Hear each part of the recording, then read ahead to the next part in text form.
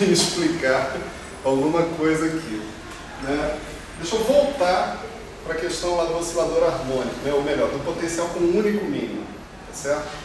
A gente usou uma formulação de tempo imaginário, né? Que dizia o seguinte, né? A gente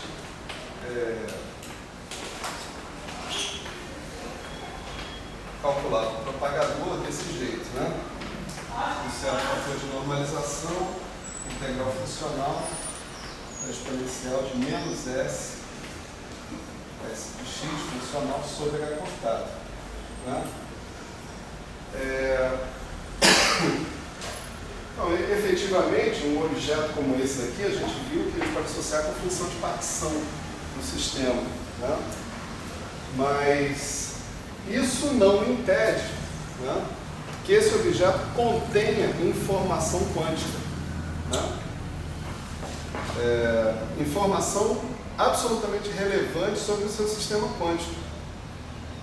Quer dizer, calcular esse objeto aqui também é capaz de te dar, por exemplo, a informação sobre as autofunções e os autovalores de energia do seu hamiltoniano. Além de, né, quando você faz a continuação analítica de volta para tempo real, né, e não tempo imaginário, você obter o propagador e, portanto, resolver o problema dinâmico do seu, da sua, né, que você está interessado. Então, dentro desse objeto, a gente tem todas as informações, mesmo que eu esteja calculando ele no regime euclidiano, com a vantagem de que algumas coisas, né, para alguns raciocínios, calcular isso no tempo imaginário, ou seja, no chamado espaço euclidiano, permite vários insights, como a gente vem tendo aí com a questão dos instants, né? Então, por exemplo, né, com essa questão de tempo euclidiano, né, deve-se ter feito T indo em IT, né, uma coisa desse tipo, a gente viu que a ação, né, virava integral da energia cinética mais a energia potencial, né, na verdade menos um negócio assim, né, e a gente via que a energia virava energia cinética menos energia potencial. A gente trocava o papel entre a lagrangiana e a energia, tá certo? Com isso daqui. Então você tinha, na verdade, que considerar, você podia pensar efetivamente, você estava considerando um certo sistema dinâmico, já que a gente vai fazer aqui expansão semiclássica e tal, então nosso problema é resolver as equações de movimento clássicas, né, desse problema. Eu podia pensar que eu estava considerando um certo sistema dinâmico num potencial menos V, tá certo? Esse é o potencial que seria relevante no regime euclidiano, certo? Aí a gente viu que conseguia calcular, né,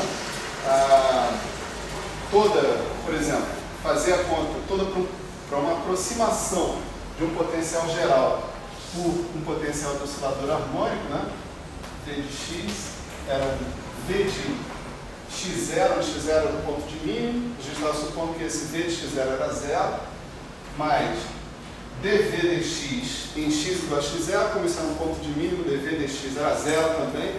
Então esse potencial sempre começava do tipo 1 meio de m, 1 meio de v duas linhas de x0, x1 x0 ao quadrado. Claro que você pode deslocar o x0 para zero, né? Usando invariância translacional, vamos dizer assim, né? V0 x2, né? Mais, né, outras coisas. E essas coisas, essas outras coisas, a gente desprezava imaginando que a gente estava fazendo uma expansão semiclássica, tá certo? Com todos os argumentos que a gente já deu anteriormente, para poder ficar só na parte quadrática. Então, com isso, a nossa amplitude, né? Vou chamar isso aqui para botar uma letrazinha pequena, né? Não escrever muito.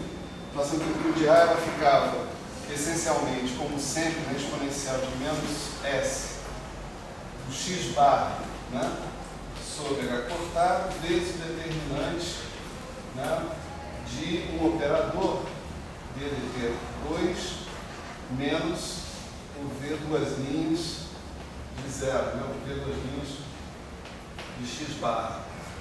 Né?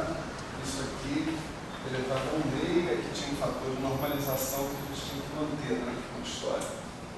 A gente analisou esse problema para um potencial geral, né? Dentro dessa aproximação, com essas condições, que o V de zero fosse zero, esse ponto fosse o ponto de mínimo do seu potencial, né? E a gente encontrou que a solução que mantém, né? Vamos dizer assim, uma solução estável em x igual a x0 só pode ser x igual a zero. Isso fazia com que você imediatamente tivesse um cálculo, né, do seu problema aproximado em primeira ordem, né, na aproximação semiclássica de ordem mais baixa. O resultado que a gente tinha encontrado, né, deixa eu só recolocar esse resultado aqui, era algo desse tipo, né?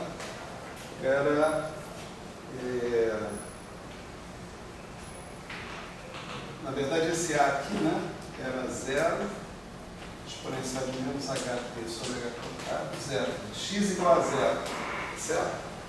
Então, o resultado que a gente tinha obtido era que isso aqui era essencialmente m ômega sobre πh cortado elevado ao meio, exponencial de menos ômega t sobre 2, né?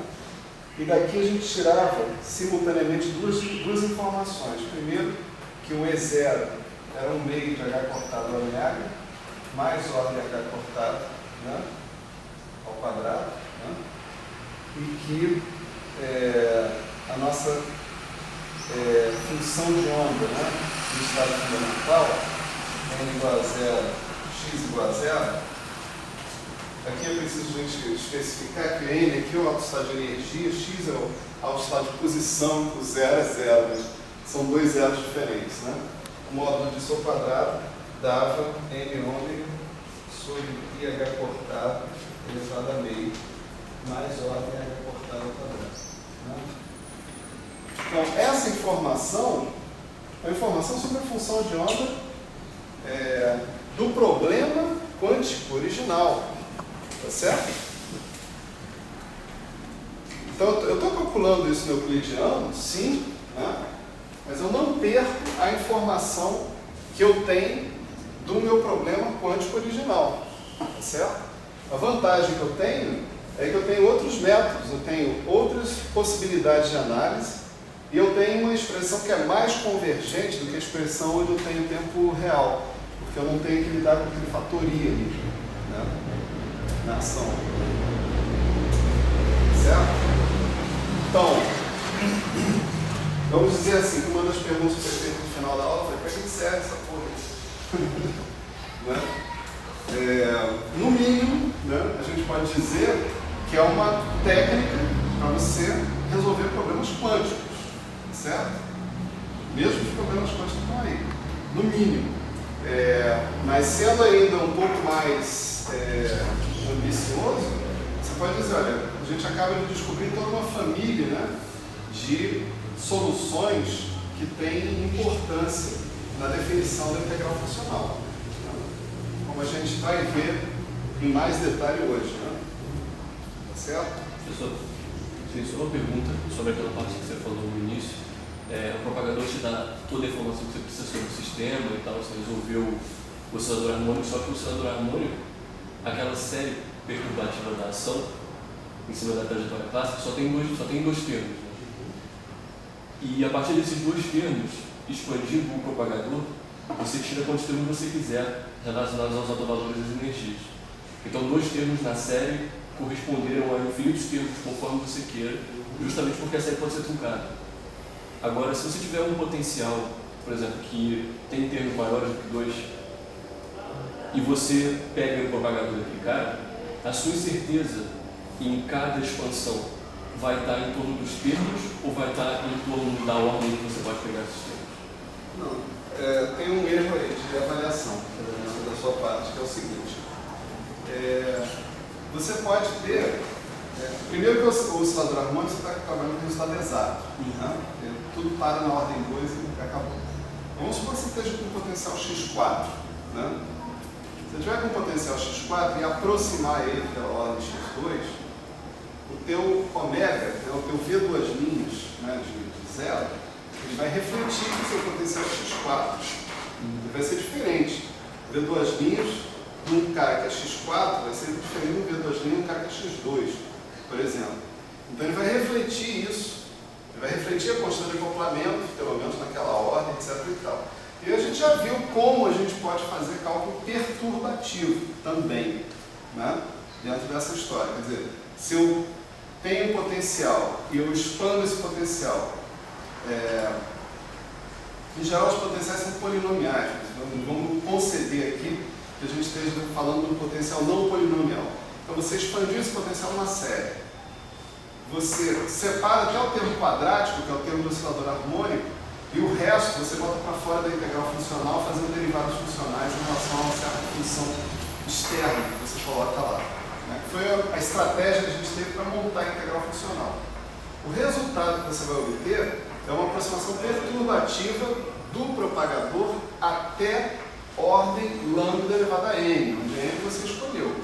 Sim. Tá certo? Esse cara aí, isso vai ser uma função do tempo, né? De novo, né? E você pode expandir essa função do tempo da mesma maneira, em potências de exponencial de alguma coisa vezes t. E aonde que vai se refletir o fato de você ter trocado a série? Vai se refletir que as suas energias, os caras que vão aparecer, vai aparecer um cara assim, né?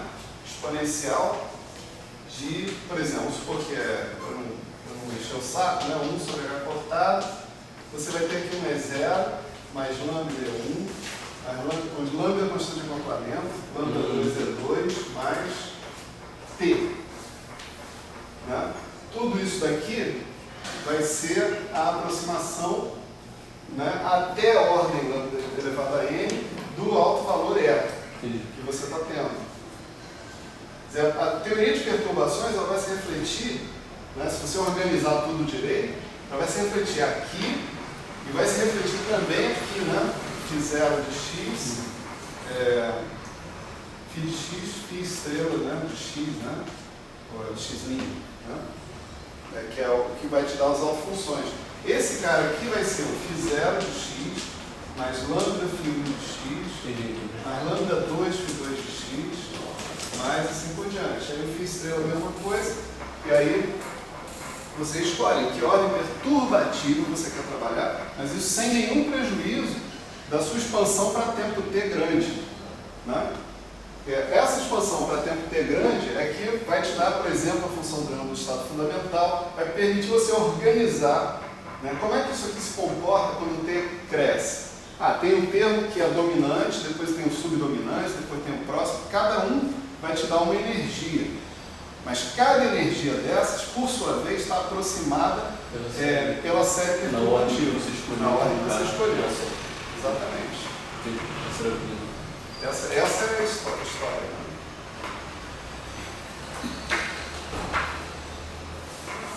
Isso não significa que essas contas sejam fáceis. De jeito nenhum. Né? Mas, em princípio, tem uma ordem, né, por trás. Tem uma forma de fazer essas contas para conseguir chegar nesses resultados. Bom, vamos de volta então. Né? Então a gente estava considerando, né, a gente considerou um problema de um potencial que tinha um único mínimo, e aí a gente passou para um problema de um potencial que tinha dois mínimos. Né? Ou seja, tinha no limite em que a barreira, né, entre esses dois mínimos fosse muito alta, né, que você tivesse tunelamento expressivo, você tenderia a ter uma degenerescência de vácuos. Um dos vácuos seria a partícula fica aqui em volta do ponto A, né, o outro a partícula fica aqui em volta do ponto menos A. Vácuos, estados fundamentais. Né? Seria dois estados fundamentais nesse limite. No limite, quer dizer, reduzindo a altura dessa barreira, a expectativa agora é a seguinte, é que você possa ter tunelamento de um lugar para o outro, que aí você vai ter duas funções de onda, né, de menor energia possível, que são aproximadamente a combinação linear das funções de onda localizadas anteriores. O psi de um vácuo, o psi de menos A com o psi de A. Psi de menos A com psi de A, mais psi de A, psi de menos A menos psi de A. Essa segunda é ímpar, a primeira é par, a primeira corresponde ao estado fundamental, etc. E tal, né? Então essa é a descrição usual, vamos dizer assim, desse problema do potencial duplo, né, na mecânica quântica normal. Quer dizer, devido ao fato de você ter uma barreira de tamanho finito, né, você vai ter tunelamento e você, portanto, não vai ter degenerescência entre os níveis do seu potencial, da sua newtoniana. Né? A questão aqui é ver como isso aparece dentro da integral funcional, dentro dessa visão toda sobre os instantons, etc. e tal, que a gente produziu. Certamente, nós vamos advertir, né, claramente por saída, né, essa não é a forma mais fácil de fazer essa conta. Né? Mais uma vez, né? Vou ficar com a péssima impressão sobre a integral funcional. A integral funcional é um negócio que dá sempre o mesmo resultado do approach canônico, mas acaba complicando a vida da abordagem canônica. Errado. Para várias outras aplicações, a única saída que a gente tem é a integral funcional. Então é melhor aprender como é que a integral funcional funciona quando você tem com o que comparar. Entende? Essa é a coisa. Então, no caso do potencial, né, composto duplo, né, vamos usar aqui a... O física molecular, eles só usam isso agora. Quem? O física molecular, eles só usam integral funcional, só não usam esse nome. Eles falam de função de densidade funcional. Pode ser. Eles falam que é um método que, tipo assim, você bota no computador, funciona perfeitamente. Vai funcionar outra coisa. Oi? Teoria de densidade funcional é outra coisa. Não tem a ver com... Acho que não. Tem a ver com teoria de ciência. Pô, do que eu ouvi, parece Super ser. de supercondutividade? Tem uma relação possível. Tem um livro de matemática que eu vi com Não usa essa ideia de... Não usa nada. Eu acho que é outra coisa. Bom, o que eu sei dizer para vocês, embora não seja da área, né, e eu espero dar aula disso daqui a pouco, vocês podem imaginar que vai ser complicado, mas tudo bem, é que na física da matéria condensada, hoje em dia, é um instrumento corriqueiro. Ah, sim, para quem trabalha com fluidos. Com fluidos experimentos. O pessoal usa Não. muito integrais Para funcionais. quem trabalha com supercondutividade, para quem trabalha com efeito Hall, Não, o supercondutor ele tem um efeito de fluido, efeito mais nada, mas é uma linguagem, uma mola de ar. Você vai tentar entrar uma linha de fio magnético. A linha de fio magnético pode ser tratada com fluido. Só que o efeito mais, o que ele faz? Ele faz uma linha para cancelar esse efeito magnético, para não cortar energia. Só que como se dá isso, o fato do supercondutor ele não deixar essa energia entrar e, por consequência, não ter uma perda de energia, de energia, esse é o grande problema da supercondutividade. Mas assim, a alta TC, né? Você está falando. Aí já Abaixo do TC, DCS, não tem mais problema nenhum. Na temperatura crítica, você está falando sobre um tipo 2, então. Isso. Aí eu já é uma coisa que eu não tenho. Não, a temperatura crítica baixa, em princípio, a teoria DCS explica completamente, sem problema nenhum. Só que tem um problema, a teoria DCS não previu que existiriam supercondutores com materiais ferromagnéticos. Não, E existe. a teoria DCS tem seus limites, exatamente. né? Com certeza. Mas Uma teoria que não é unificada. o lance, tipo assim, eu não vou falar só de DCS, não, teoria DCS. Teorias de ferros pesados em geral, por exemplo, estão totalmente acessíveis a partir de integração funcional. Estudos de semicondutores, né? Agora tem coisas novas aparecendo que são propostas teóricas, é verdade, tem que ressaltar. Supercondutividade topológica, né? Tem um monte de coisas aí que se você não souber integrar função, você não nem entra, nem bota a cara para fora. É tudo ligado à analogia a fluidos. Assim. Não. Sério? Não. Por exemplo, o efeito Hall quântico, né? Talvez eu use até esse exemplo aqui depois, né? Você tem um monte de elétrons, né, numa superfície bidimensional, etc. e tal. Você pode montar um newtoniano, né, para esse problema que seja uma hamiltoniana de partícula mesmo, sem problema. Então, estou lá colecionando um monte de elétrons, tem um campo magnético aqui nessa direção. Aí, como é que um elétron interage com o campo magnético? É P menos EA sobre C, naquela história toda. Né? Agora, há um mapeamento entre essa hamiltoniana de um número grande de partículas, vamos dizer assim, né? Porque você precisa também de uma função de onda com um número inespecificado de partículas. Né? A coisa mais conveniente para você fazer, ao invés de trabalhar com essa função de onda aí de, sei lá, 32 mil moles de partículas, né? É você definir uma teoria efetiva que é equivalente a essa teoria original, e é uma teoria de campo.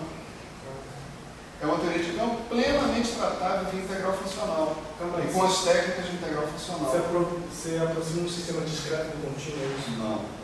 Não é isso.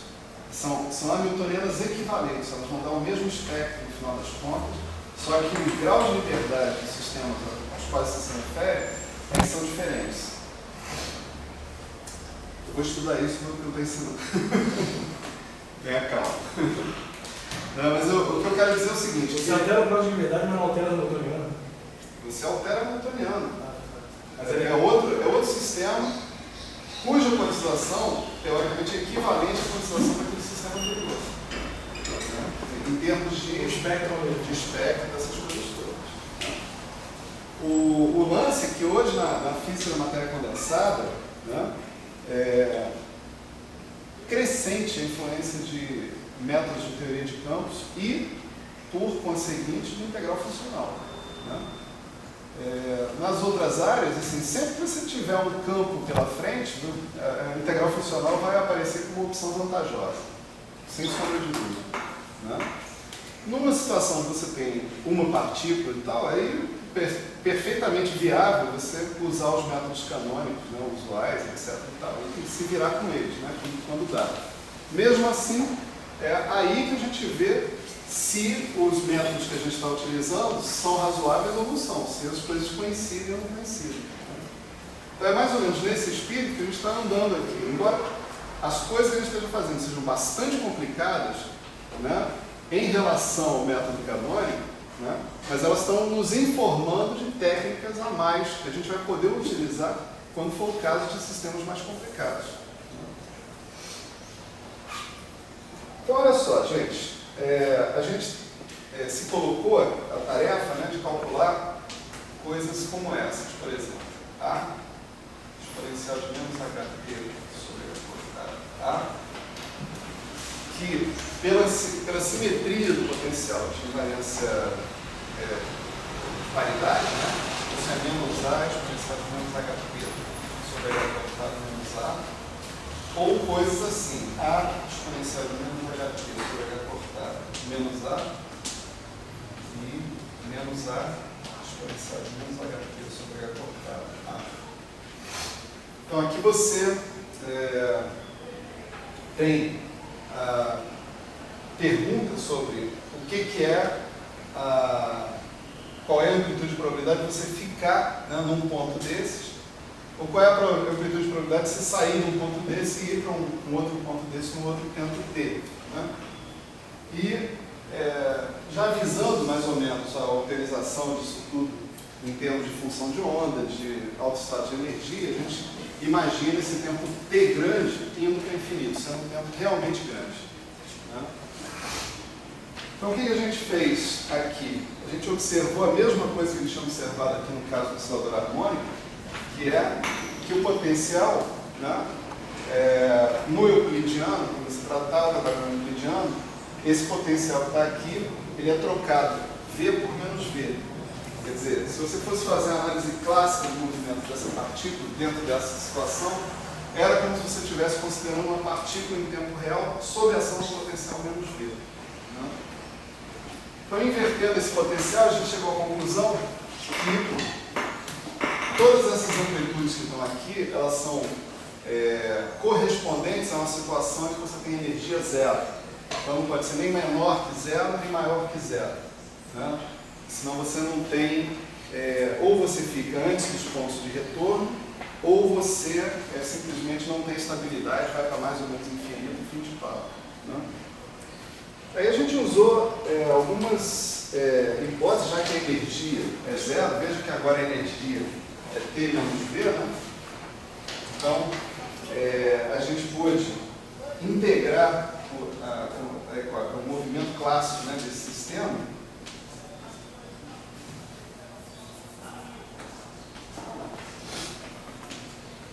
Eu acho que eu vou pedir para ligar o ar. O que vocês acham? Só um minutinho. Agora eu vou puxar aqui também. O Rubem disse que sim, o chat. Eu entendi, desde a explicação antiga do que vai, tipo assim, vai vir um dinheiro. Obrigado. Onde é que eles, assim, podem contar para pagar isso? Não sei. Quem era do sindicato é que era do sindicato.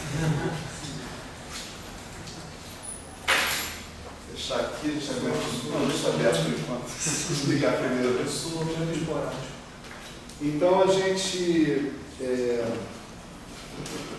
se colocou, né, na situação de resolver essa equação de movimento. Por exemplo, nesse caso está aqui, né, uma situação em que você sai de menos A e vai para A. Né? Sai de menos A em T igual a menos infinito, T bem grande, e vai para A em T igual a mais infinito, né, ou seja, T grande também. E a gente viu, pelas características todas desse potencial que a gente estava analisando aqui, né, que a função x de t, né, que aparentemente era capaz, né, de resolver esse problema que está aí, era uma função com um comportamento assim.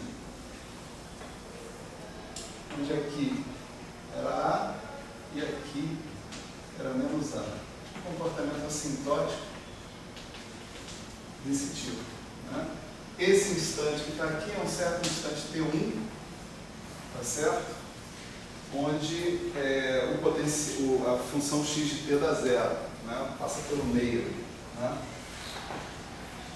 Essa solução foi chamada de instanton, tá certo? E a gente explicou a razão na vez passada, né? É que você tinha, nas teorias de tempo real, né, você tinha solitons, né, que eram soluções localizadas no espaço. Né? Quer dizer, você pode ter ondas, por exemplo, em determinadas teorias, você pode ter ondas e tal, mas as ondas elas se espalham para o espaço inteiro, em princípio. Né? Há algumas situações, no entanto, em que você consegue montar ondas, soluções ondulatórias, que são localizadas instáveis, numa certa extensão espacial. Então, elas são soluções ondulatórias de tipo corpuscular, que parecem com partículas. Esses são sólidos, né, essencialmente. O que apareceu aqui como instanton, né, foi desse caráter aí de partícula, vamos dizer assim, mas no tempo. Quer dizer, existe um tipo de localização dessa solução no tempo. Né? Vamos dizer, onde acontece alguma coisa relevante é num certo intervalo de tempo, né, razoavelmente bem definido em torno do chamado tempo T1, né, que é chamado centro do instanton. Né? Então, vamos supor, né, que a gente tenha o nosso tempo T, né? Vou chamar isso aqui de delta T, né? Delta T, ou delta T1, melhor dizendo assim, né? Vamos fazer uma hipótese de que esse delta T1 seja realmente muito menor do que o T, né? O tempo no qual ele atinge, né, menos A ou mais A. Né? Se isso acontecer, né, você pode imaginar que não seja só essa solução que a gente possa obter como, pelo menos, uma solução aproximada, né, das equações de movimento. A gente poderia emendar uma solução dessas nas outras. Por exemplo, a gente podia fazer assim, aí eu podia ter um anti-instanton, e depois eu emendar com um instanton de novo. ele continua saindo de menos A e chegando em A, no final das contas. Isso aqui é uma solução das equações de movimento? Não, né? Não é exatamente uma solução das equações de movimento, mas isso fica perto de ser uma solução, ou seja, isso satisfaz as condições aqui assintóticas e tem um miolo aqui, vamos dizer assim, aonde isso daqui se afasta da solução das equações de movimento, mas não de maneira decisiva.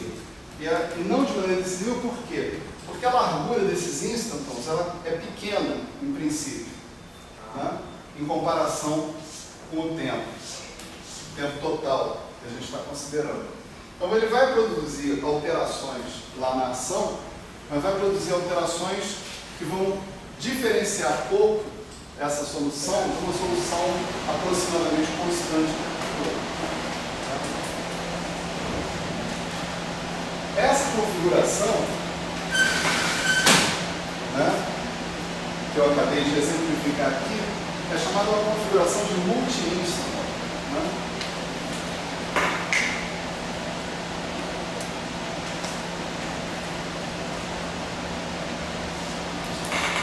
Você vê que se você quiser voltar, sair de menos A, chegar em mais A, né? Obrigado, pode fechar. Obrigado. Se quiser sair de menos A, chegar em mais A, você tem que colocar um número ímpar, né? 1, 2, 3. Tá? Se por acaso você quiser sair de menos A e chegar em A, de novo, sair de menos A e chegar em menos A, ou sair de A e chegar em A, aí você tem que colocar um número par desses caras, né? Para você poder satisfazer essas condições que estão aí.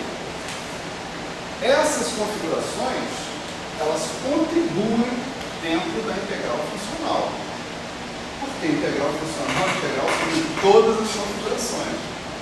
Tá certo? Então, elas contribuem.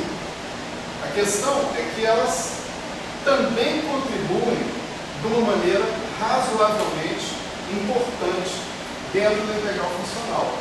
Por isso que a gente está falando dela.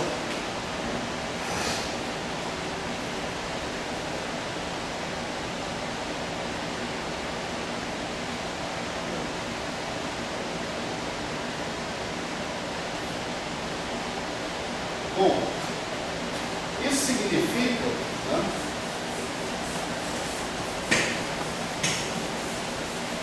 que dentro da nossa aproximação, né, semiclássica, né, entre aspas, né, pelo menos, que a gente vai utilizar para calcular a integral funcional, nós vamos levar em consideração essas configurações, certo? Então vamos supor que eu tenha aqui uma certa configuração, uma certa sequência, né, de instantons, anti-instantons, instantons, anti-instantons, etc. e tal. Aqui eu vou chamar de menos T sobre 2, aqui eu vou chamar de T sobre 2. Aqui eu vou colocar, por exemplo, né, eu venho aqui, né, e aqui eu ponho um certo instante T3.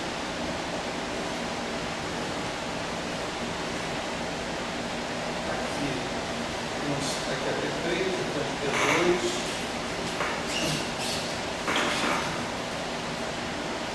aqui é T1, né? Assim por diante. Aqui você vê que eu estou enquadradando esse cara aqui, né? Justamente porque eu estou supondo que aquele ΔT é muito menor do que o T é grande. Então, os detalhes dessa subida aqui interessam realmente pouco nessa história toda.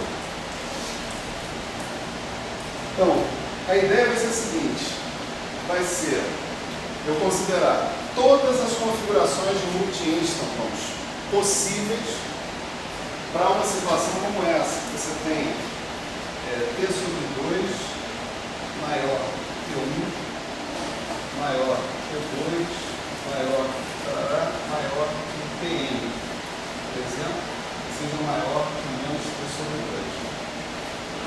Então, nós vamos considerar todas as configurações de multi-instantons que contribuem para a integral funcional. É claro que aí, por exemplo, se você sai de menos A e vai para A, você começa com uma configuração de um instantão passa para uma configuração de 3 instantons, depois uma de 5, uma de 7 e assim por diante. Tá? Se você sai de A e vai para menos A, aí você começa com uma configuração de um anti-instanton, 3 instantons barra anti-instantons, né? Você precisa dos dois para montar essa história, né? E assim por diante. Se você sair de A e vai para A, aí você precisa do número par. Você começa com uma configuração de instanton mais uma de anti-instanton, aí você vai dobrando isso, né? Até você conseguir, dobrando isso até o infinito, no princípio. Então a gente vai considerar essa situação e a situação também em que esses centros dos instantons, eles estão localizados em qualquer lugar arbitrariamente dentro desse intervalo menos t sobre 2, t sobre 2, contanto que você respeite a ordem, entende, na qual esses instantons são colocados. Parece instanton, anti-instanton, né? Um está em T1, outro está em T2, outro está em Tn. Essa ordem T1 para Tn, para N arbitrariamente grande, a gente vai querer que seja respeitada. Né? Então, a nossa integral funcional vai ser feita de maneira razoavelmente explícita sobre essas configurações. E aí é a arte do Coleman, né? De fazer essa integral funcional aparentemente apavorante. Né? Vamos ver se a gente entende a arte dele.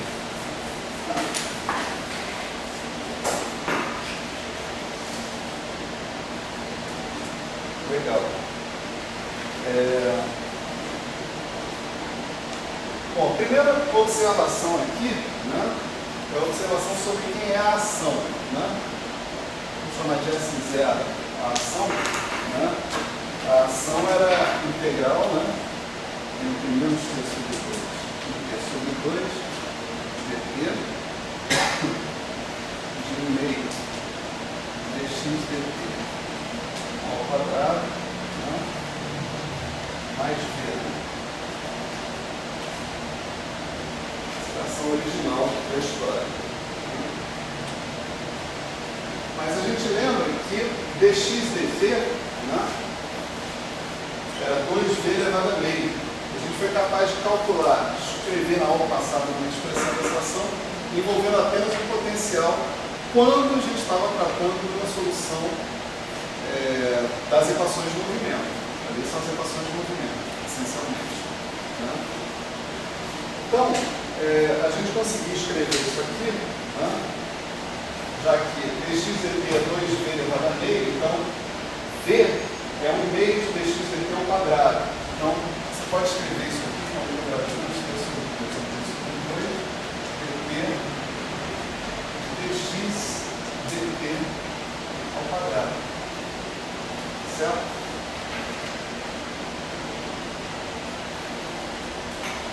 Bom, essas configurações de multi-instantons, elas têm umas coisas interessantes. Né? dx dt é zero a maior parte do tempo. Tá certo? Só deixa de ser zero aqui nessa situação aqui, quando ocorre a subida do menos A até o A. Né? Então você pode pegar essa integral que está aí, né? E basicamente, se você estiver supondo que esses instantons e anti-instantons estão bastante separados temporalmente um do outro, não tem risco de um colapsar aqui junto do outro, portanto, você tem que se lidar com essa coisa aqui superposta com isso, com os detalhes desse próximo, você pode simplesmente pegar e escrever isso aqui como somatório de I igual a 1 até N, né, da integral entre TI menos delta t sobre 2 até TI mais delta t sobre 2 dTi dx, vamos chamar de I dt ao quadrado. Certo? Dxi dt, esse xi, ele está significando ou um instanton ou um anti-instanton no tempo TI, centrado no tempo TI, tá certo? Se esses caras aqui são separados no tempo, né, aquela integral que está ali, né, de dx dt, quando x corresponde à configuração configuração de multi-instance é simplesmente uma soma sobre as configurações de instance que você tem.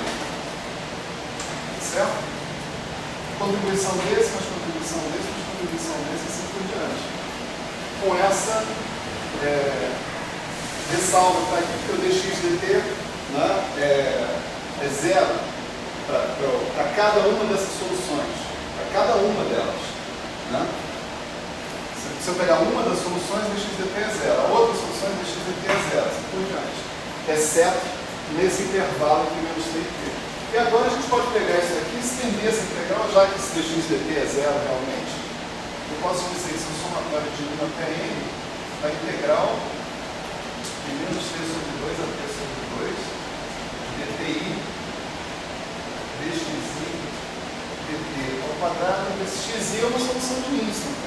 Eu estou integrando entre menos t sobre 2 e t sobre 2, eu estou integrando essencialmente zero o tempo todo.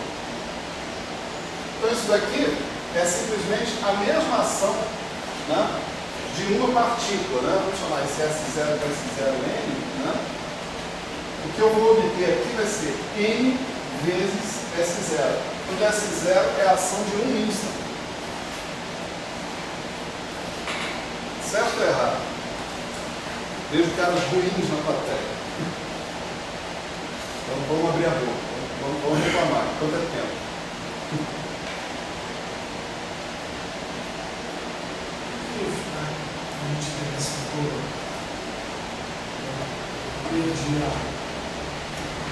Então, olha só. Aqui esse x que está aparecendo aqui, em princípio, né, é o x do multi-instant, da configuração de multi-instant. Tá certo? O que eu estou dizendo aqui é o seguinte, que essa configuração de multi-instant, ela é essencialmente, aparece dxdt, né? O dxdt é zero. Quando esse cara é menos A ou quando esse cara é A. Eles estão constantes. Onde ele vai ser diferente de zero, ele vai dar a contribuição inteira dele, é só aqui, nesse trecho aqui. De intervalo ΔT em torno do T3, T2, T1, assim por diante. Eu achei que você ia botar uma função θ, website, para poder... Não, eu estou grafando isso como um quadrado, enquadradando, como eu disse, né? Para ressaltar que aquele ΔT é muito menor do que o T grande. Só isso. Mas você tem que entender que existe uma subida suave ali. Tá certo? Apenas eu não preciso levar essa subida suave em conta nesse limite que está acontecendo ali. Tá? Então, se eu faço isso, né, eu posso identificar que a integral desse cara que está aqui, já que o suporte de cada dxi dt é diferente um do outro, tá certo? Por exemplo, se eu pegar dxdt ao quadrado, é dxdt vezes dxdt.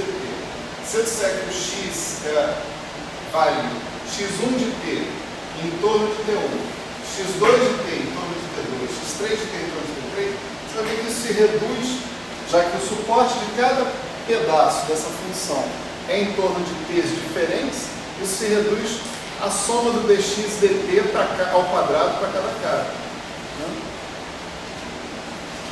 Isso a gente fez em torno, né, do lugar onde dxdt é diferente de zero, então não tem problema nenhum estender o cara para aqui para eu recobrar a definição de ação. Só que essa é a ação do instant, essencialmente de um instant ou de um multi-instant. Tanto faz. Tá certo?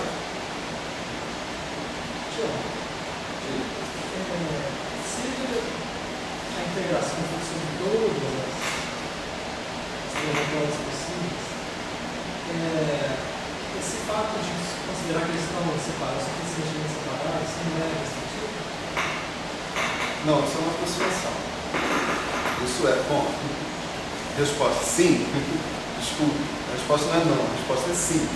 Isso é restritivo, mas é restritivo porque isso é uma aproximação. Né? Essa aproximação recebe o nome de aproximação de gás diluído. É como se as suas soluções de instâncias fossem um gás. Cada instância correspondesse a uma partícula, então vários instâncias fossem um gás, só que eles não estivessem muito próximos uns dos outros, eles estivessem bastante separados Só que essa separação, no caso dos índices, ela não é no espaço, ela é no tempo. Certo? Então, isso é uma aproximação. Portanto, é restritivo, sim.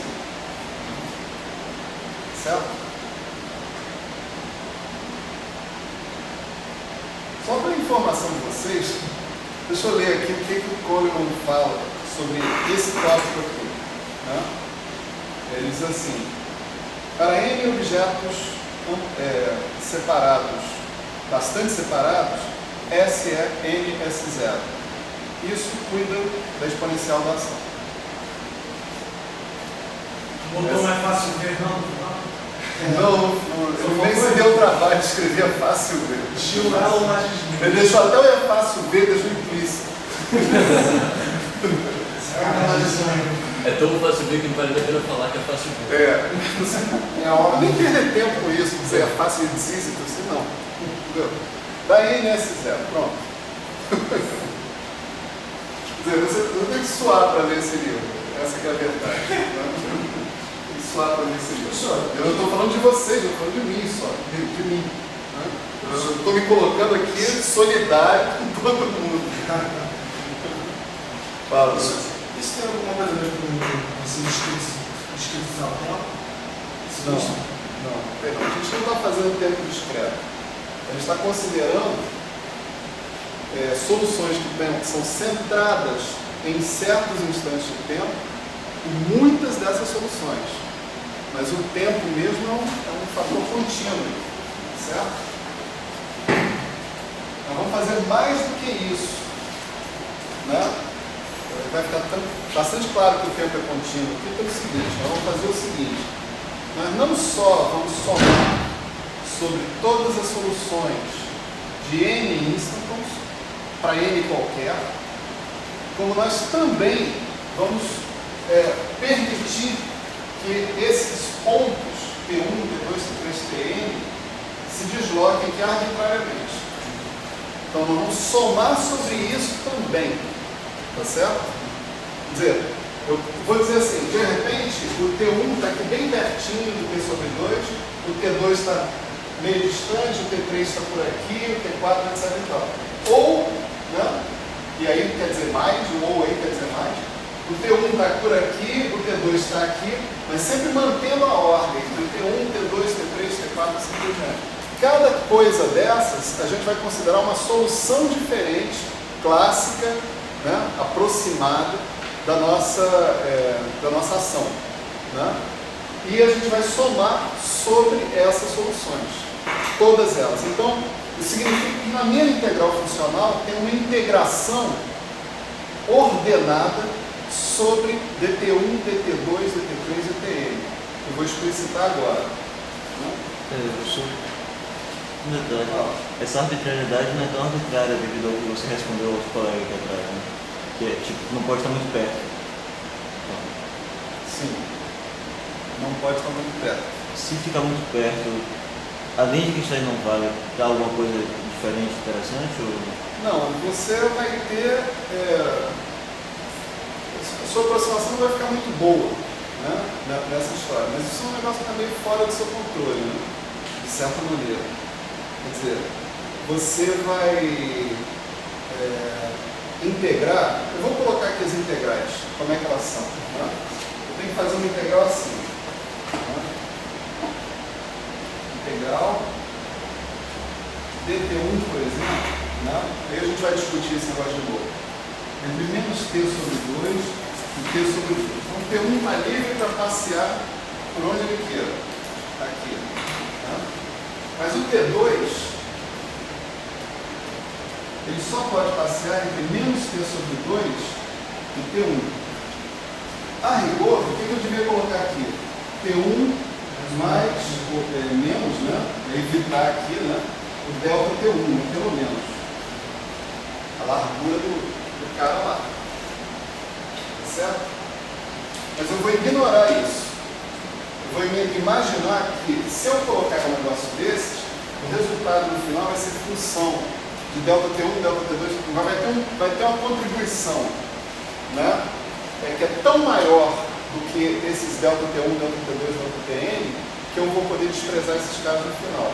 E você vai ver que realmente a contribuição dominante é muito maior do que coisas que sejam proporcionais a delta T1, delta T2 ou Tn. Detalhe. Então, tipo, do meu ponto de vista, se você pega um Einstein e um Einstein e aproxima eles demais, é como se um fosse cancelar o outro. Parece isso aí. Isso explicaria você desprezar eles quando não está perto do outro.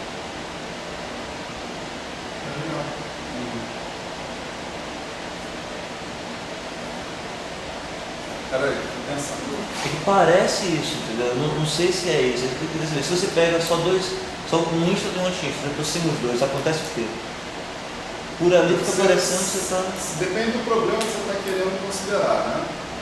Por exemplo, se você quer sair de A e voltar para A, então tá, você pode ter um Einstein e um anti-Einstein. Então vamos pegar Einstein, anti-Einstein e Einstein. Aí você aproxima dois dele e deixa o outro separado. Você aproxima dois e deixa um separado. Esses dois estão se aproximando é como se eles fossem se cancelar, aparentemente. Porque você está formando ele sobe e desce rapidinho. Einstein, anti-Einstein, Einstein. Qual que você queria aproximar, por exemplo? Desse? Exato. Não, esses outros dois aí pode ser melhor, os dois primeiros. Aí junta os dois. Junta os dois. Aí você está modificando até as condições de contorno, né? Porque se você cancelar isso com isso, por exemplo, você está x igual a zero, P sobre 2. Você não quer isso, quer x igual a menos A. Né? Você não pode fazer isso, você pode modificar suas condições de contorno. Não, pera. Eu não visualizei o que você falou agora. Se você superpuser esse cara com esse, você concorda que vai cancelar essa parte e cancelar essa parte, né? Porque aqui é menos A, aqui é A. Aqui é A, aqui é menos A. Eu visualizo não visualizo cancelando que ali embaixo é zero, não. Não, se você pegar esse cara aqui e botar para cá, botar mais ou menos dentro dessa mesma região, você vai ter um cara assim, né? Ah, tá. Então você vai cancelar isso e isso também. É porque acho que está eles estão perto, mas não por cima do outro. Eu estava pensando nisso, né? Eles perto. Eles perto eu acho que faz sentido, porque aí a condição ficasse muito tempo embaixo e isso desfocasse muito rápido. Era isso que eu estava pensando. Você desperta, mas não dentro da mesma região. Não desse jeito, assim, que assim você tem um cancelamento completo. Né? É porque assim também você não está considerando o líquido como sendo essa delta, tá? A teta. Se você considerar como sendo a teta, eu acho que ele falou faz sentido. A ideia aqui é que você tenha alguma solução contínua. Né? Quer dizer, daí essa coisa de emendar o A aqui com o A aqui, o menos A aqui com o menos A aqui, etc. Não. Você tem uma solução contínua. Mas quando você pode aproximar realmente essa região para cá, mantendo a continuidade, até um certo ponto. Né? Mas se, por exemplo, o cara começar a cair aqui, não vai ficar compatível. Né? O cara começa a cair e o cara continua. É porque essa ideia de, tipo, o que você vai fazer para tirar o delta, tem que ter uma explicação ali de isso aí poder ser desprezado. Eu vou fazer ali, tirar você vai deixar eles ficarem pertinho. Você vai tirar aquele delta pela não, negação. olha só. Então tem que ter uma explicação ali. Não, peraí, espera um pouco aqui para a gente fazer essa integral, explicitamente. Vamos fazer essa integral. E aí, você vai ver o resultado da integral e você vai poder imaginar o que vai dar se você modificar ali por T1 menos delta T1, T2 menos delta T2 e assim por diante. Calma. Vamos fazer a integral mesmo. Aí você tem dt1, dt2, né? Aí você vai ter dt3 menos t sobre 2 até t2. Até o último t, que é o dtn, menos t sobre 2 até tn menos 1.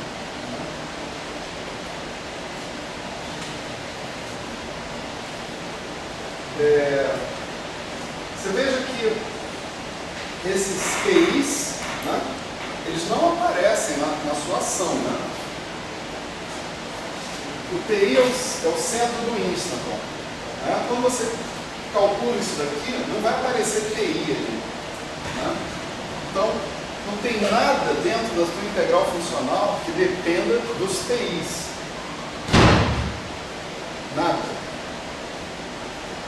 Integral funcional é integral sobre todas as configurações, inclusive essas de multi-instants, inclusive as de multi-instants com TIs diferentes. Tá certo? Só que na integral não sobra nada dependente explicitamente dos TIs. Então essa integral que a gente está fazendo vai virar um fator multiplicativo. Tá certo? Eu posso fazer essa integral e falar, a minha integral funcional vai ser proporcional a esse fator aí. Tá claro isso? Parece um fatorial contínuo. Quase. Né? Vamos lá, vamos fazer essa integral rapidão.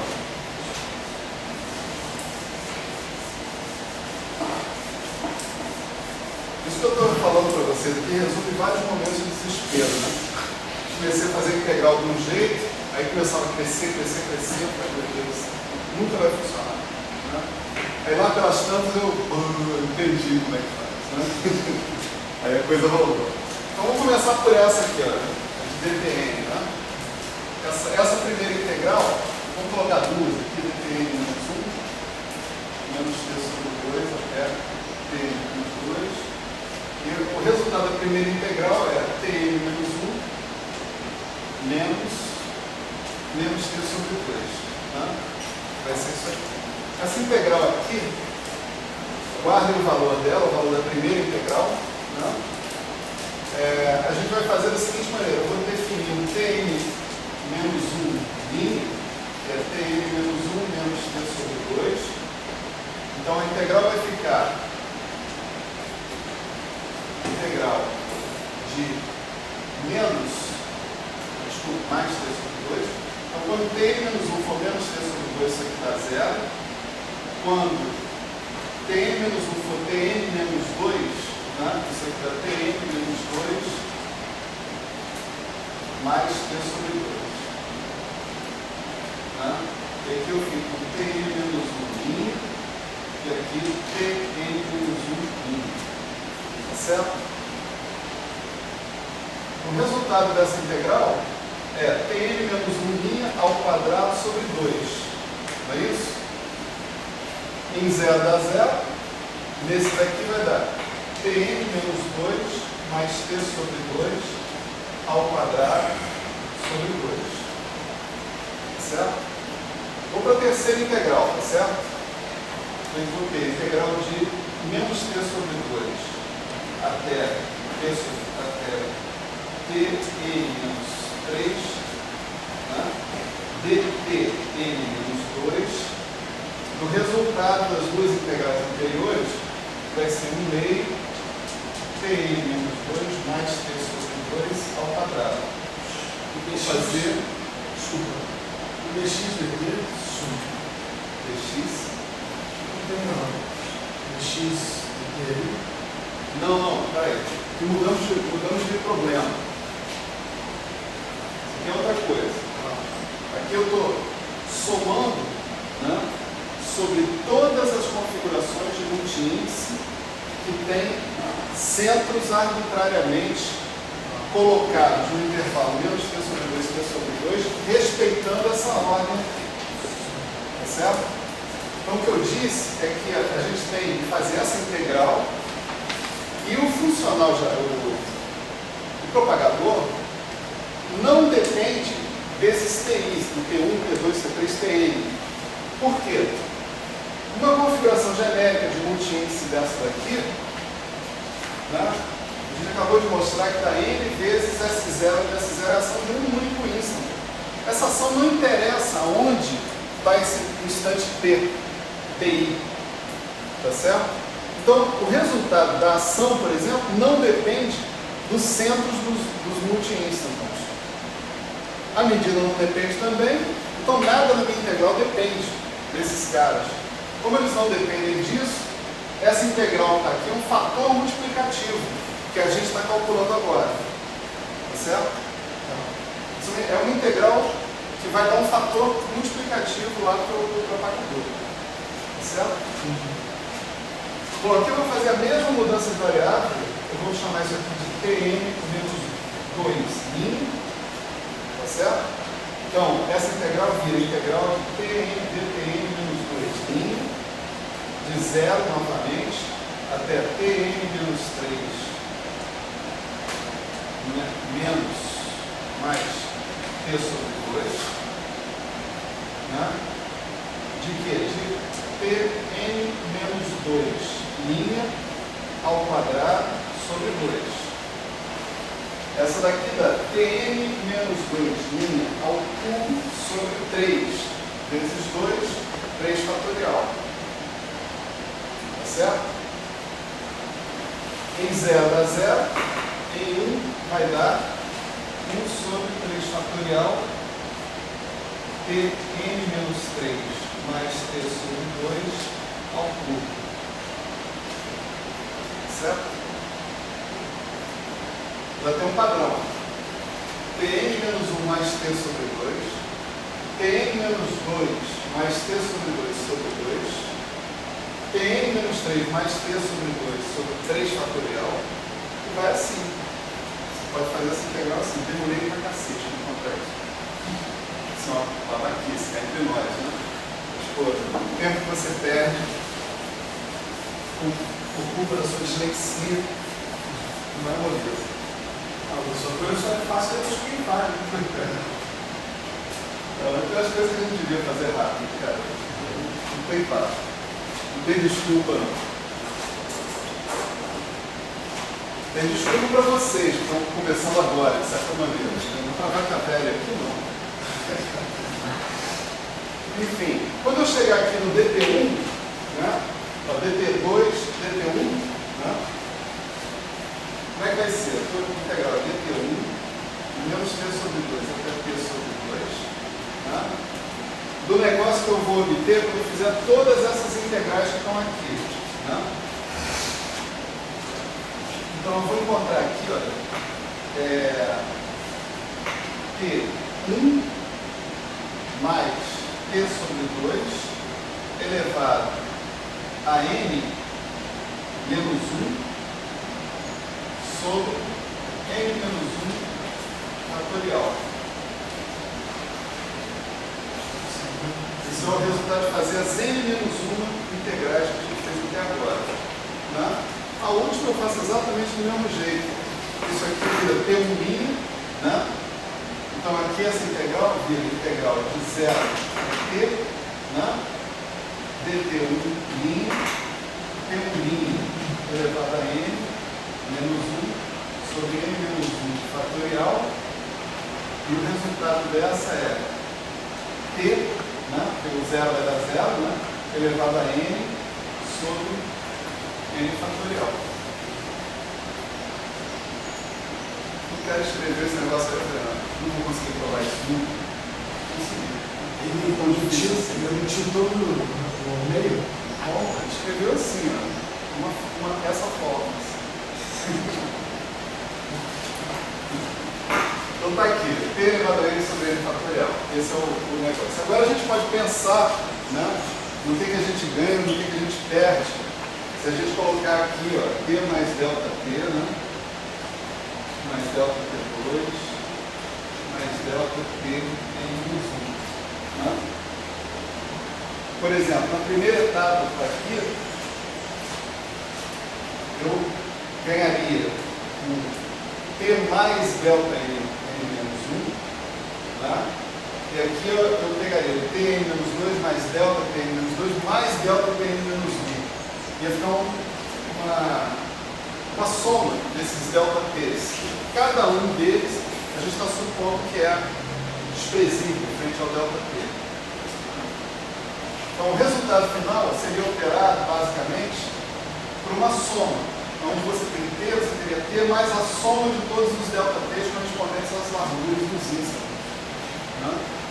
Isso pode ser desprezado frente a T elevado a N. Certo? Sem maiores problemas. Não comete grandes erros. Vamos lá.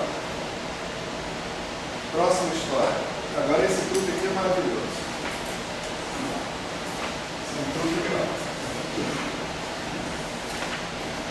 Bom,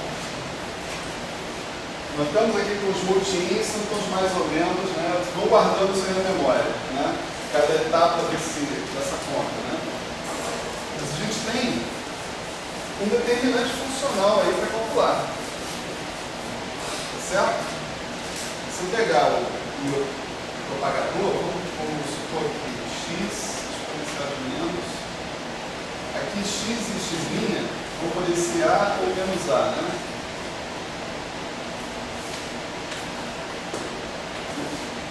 Dentro da nossa aproximação, né, que a gente fez, de aproximar o potencial, né, pela expansão dele até segunda ordem, até termos quadráticos, né, o que eu tenho aparecendo aqui vai ser um certo fator n vezes o determinante desse operador aqui, ó, menos dt ao quadrado mais v duas linhas, vai ser mais mesmo.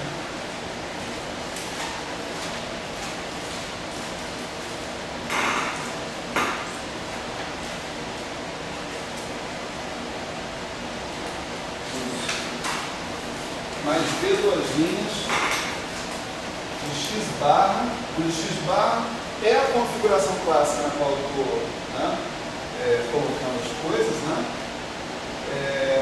Determinante desse tarará, vezes a exponencial de menos s zero. Se eu estiver falando de uma aproximação de multi-instant, então eu tenho menos S0 de x barra, né? Da nossa configuração de multi-instant. Aqui eu vou ter uma somatória sobre n. Essa somatória sobre n, dependendo se eu estou com a para menos a ou se é a para a, pode ser só sobre n par ou só sobre n ímpar. Tá certo? Depende de qual multi-instant que eu vou pegar. E aqui eu tenho que incluir também o meu fator que eu acabei de calcular aqui, né? Que é t elevado a n sobre n fatorial. Né? Mas o cara complicado aqui é esse cara aqui. Né? Menos a raiz da questão. Isso, menos a raiz. E aqui faltou uma cara complicada. Então é sobre esse determinante que eu vou mandar os palpites dele, tá certo? São os seguintes. Olha como é que ele vai calcular o determinante. Para começar, ele vai imaginar o operador dele de evolução temporal como escrito assim. O determinante é uma integral funcional. Né? É uma integral funcional sobre uma variável y que satisfaz y de 0 igual a 0. Tá certo?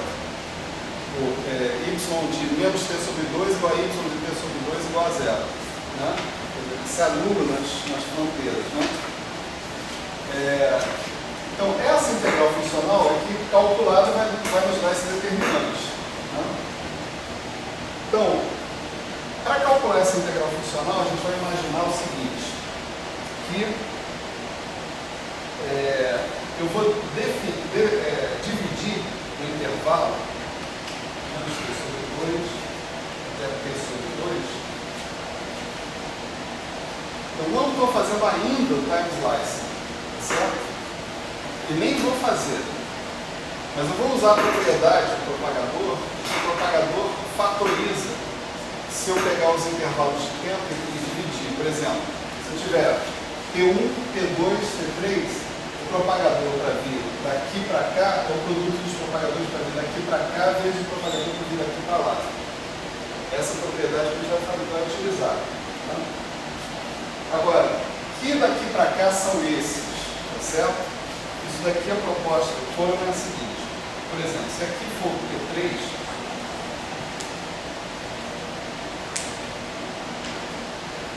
ele vai imaginar o que você está fazendo.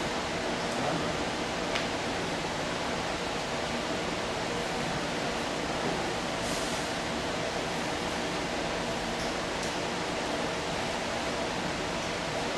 A tua integral funcional Por exemplo, entre esse ponto e esse ponto,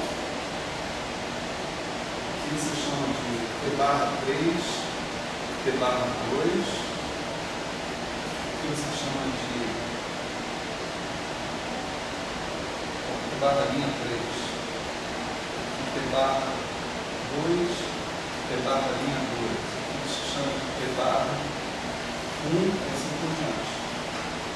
Então, o propagador é o produto dos propagadores, né, daqui para cá, daqui para cá, vezes daqui para cá, vezes daqui para cá, vezes daqui para cá, vezes daqui para cá.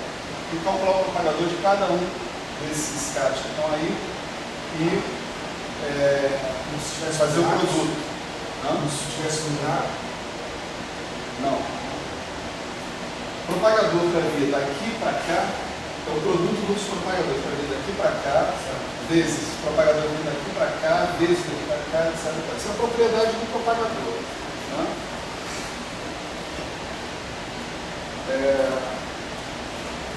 Simplesmente imagina que você pegar esse T aqui, você dividir nessas sequências de subintervalos e somando, subtraindo, você vai escrever essa exponencial como produto das exponenciais, depois você insere conjuntos completos e você consegue o que você queria. Né? Bom, agora o interessante aqui é o seguinte, por exemplo, pega o propagador para vir daqui para cá, né? A nossa solução de Instant, né? Ou anti-Instant, é um negócio constante aqui ou um negócio constante aqui. Então, esse cara vai dar uma contribuição para o V2' de X, que é essencialmente o V2' do oscilador harmônico. Tá certo? Então, se a gente não tivesse esses pequenos trechos que estão aqui, o meu propagador seria essencialmente o propagador associado com o oscilador harmônico de uma certa frequência dependente lá do potencial. Tá certo? Ele diz o seguinte, já que tem esses trechos aqui onde a solução é estranha, vamos dizer assim, o propagador para vir daqui para cá vai ficar modificado em relação ao propagador do oscilador harmônico. A modificação ela vai ser a mesma para cada centro de instanton que você tem. Então, se você tiver N instantons, essa modificação vai ser elevada a N. Ele está propondo isso, está propondo que a modificação do propagador completo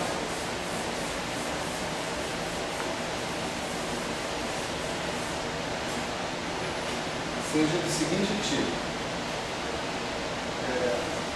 Na verdade, está dizendo o seguinte, que determinante menos dt ao quadrado de duas linhas de x bar, né, ele seja aproximadamente igual ao determinante de menos dt ao quadrado mais ômega, né, essencialmente, vezes um certo fator K elevado a N.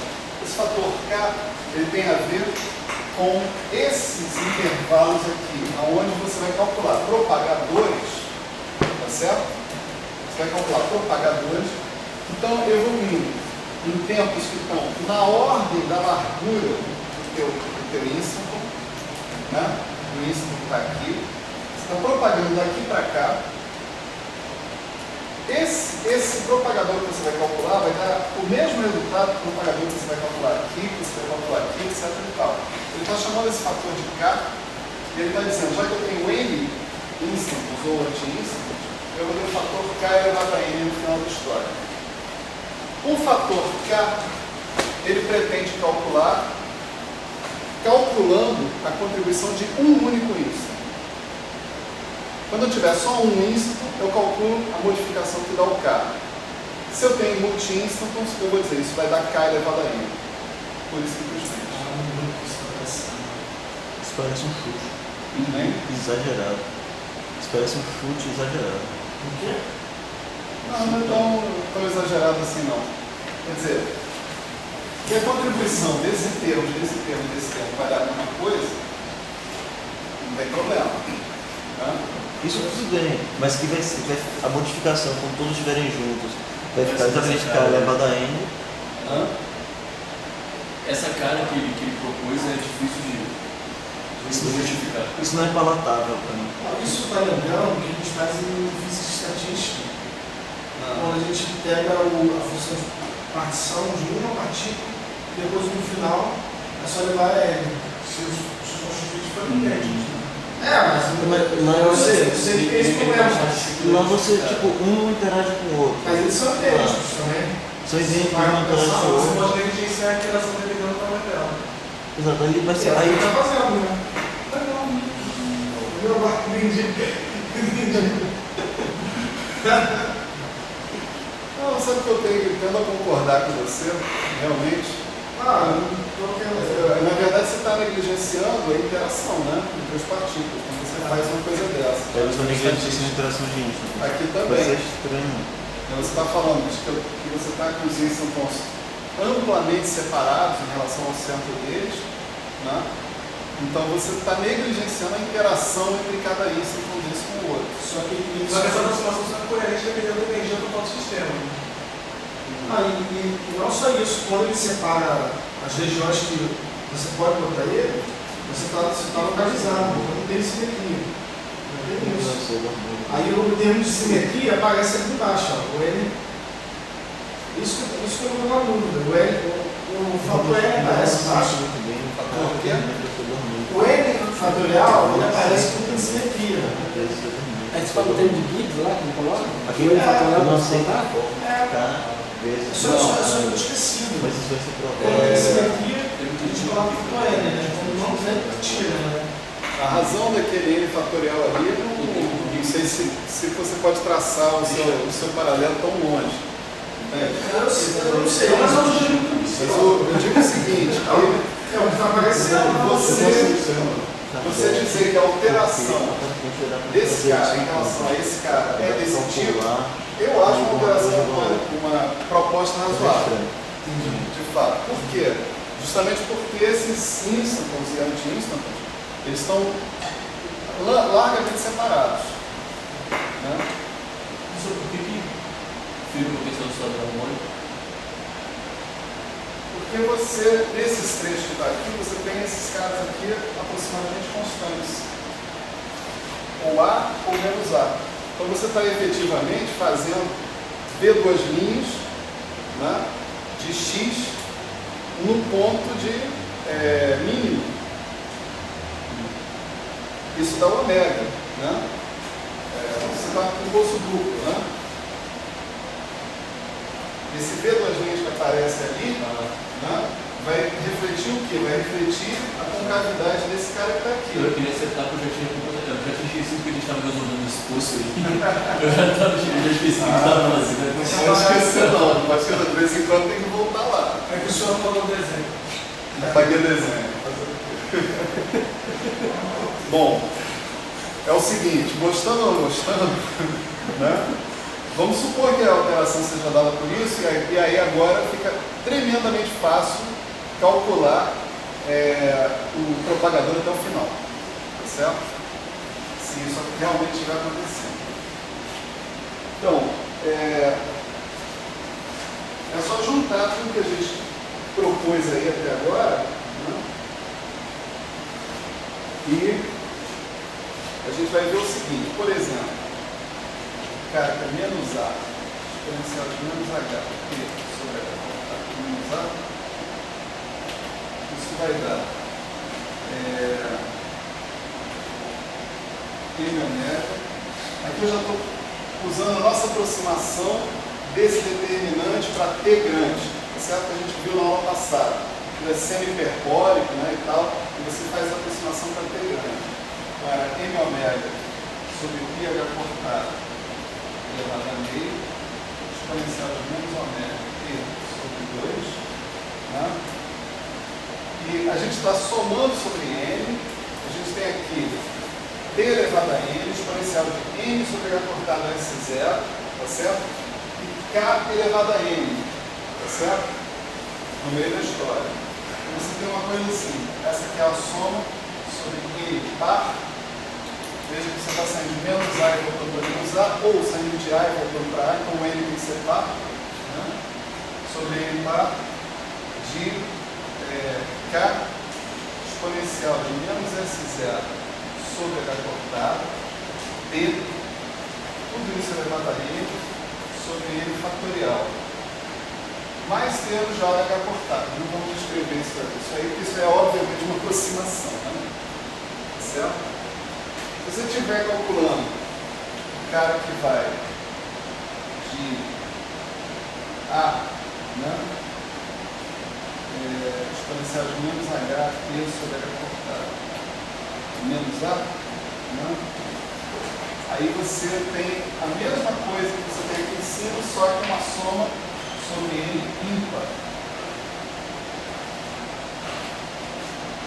Né? Porque você tem que sair do menos A e chegar do A chegar no menos A, você precisa de um número ímpar de instantons ou anti-instantons.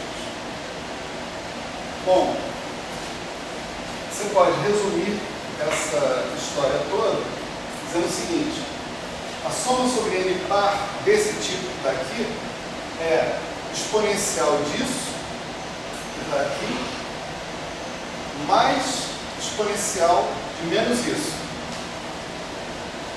Certo? Exponencial de A mais exponencial de menos A é a soma de A elevado a N sobre N fatorial para N par. Certo? O meio, né? Certo? Sim, pode ser. Agora, a subtração disso daqui vai ser para N ímpar. Tá certo? Então você tem uma fórmula fechada aqui.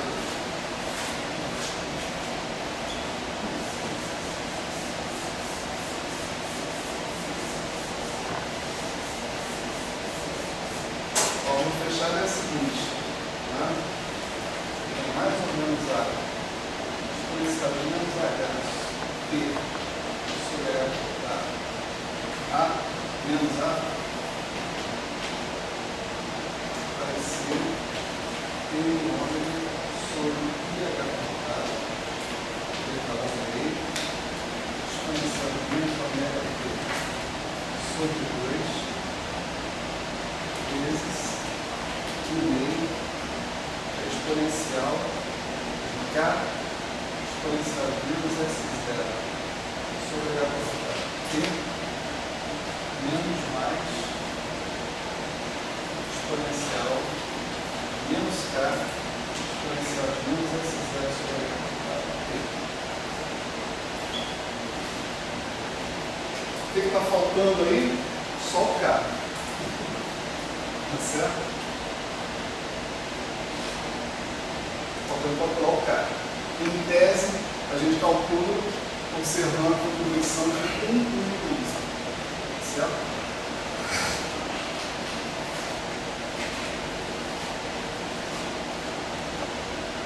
Bom, olhando para essa expressão aí, já dá para tirar informação sobre a energia dos dois primeiros estados do poço duplo. Né? Você vê o que? Aqui é T sobre H cortado. Né? Então, T sobre H cortado é ômega T sobre 2. Portanto, é H cortado ômega sobre 2. Mas tem mais uma contribuição aqui, porque você tem essa exponencial vezes essa exponencial e essa exponencial vezes essa exponencial. Né? Certo? Então, isso mais isso, você vai ter o seguinte, você vai ter N ômega sobre πh cortado elevado a T exponencial de menos H cortado ômega sobre 2 mais menos K exponencial de menos S0 sobre H cortado T tudo isso,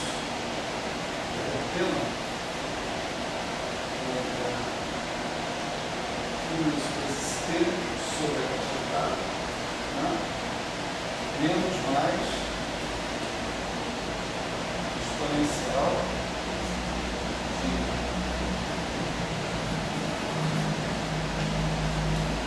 menos H cortado médio sobre 2 mais, por causa desse sinal de menos, H exponencial de menos S0 sobre H cortado, T sobre H cortado.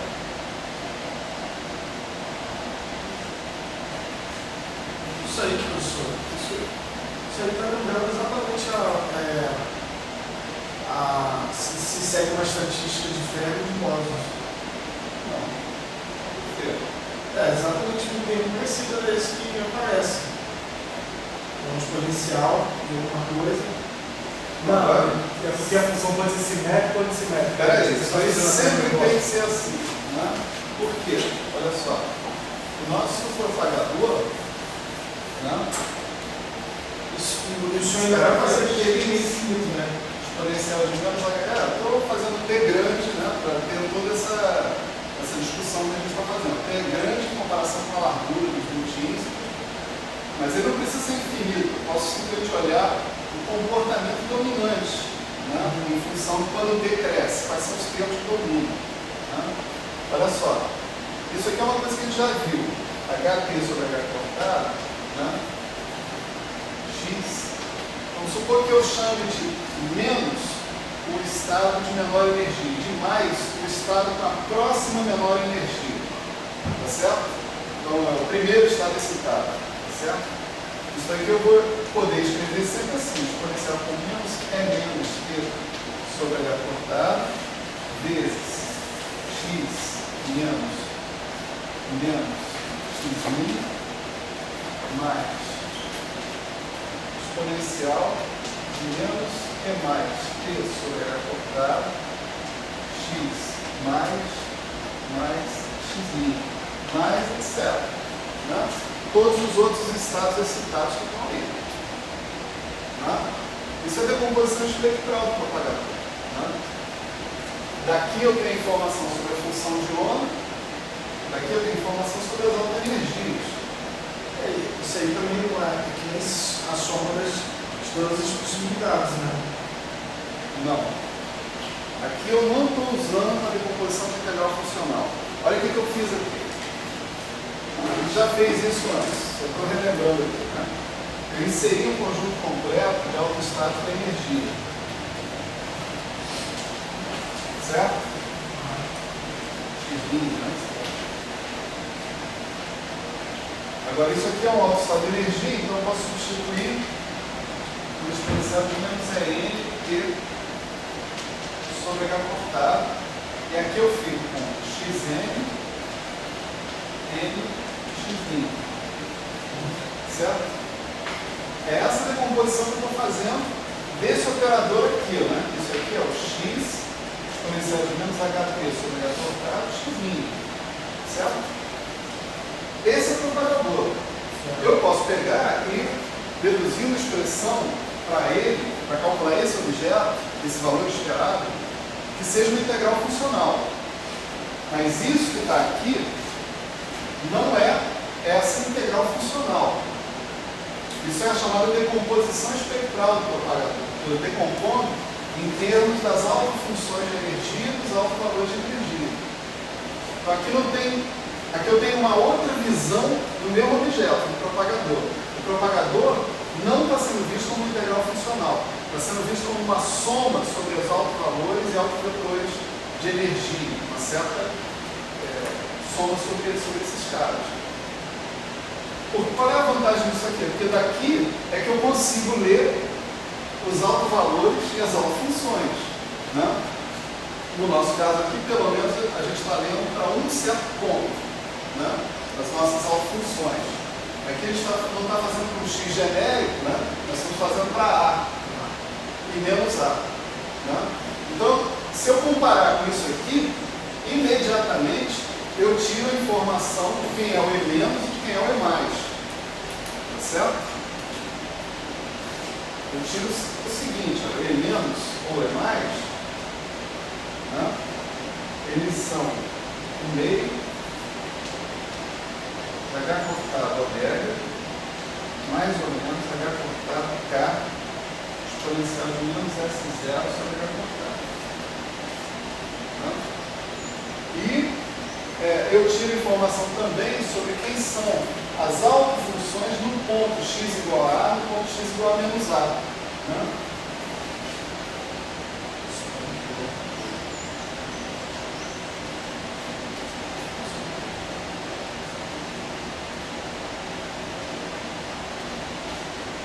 Eu não tiro essa informação no ponto genérico, porque os instantons e anti-instantons, eles estão relacionados com as condições de fronteira no mínimo do potencial, e não em outros lugares. Tá certo?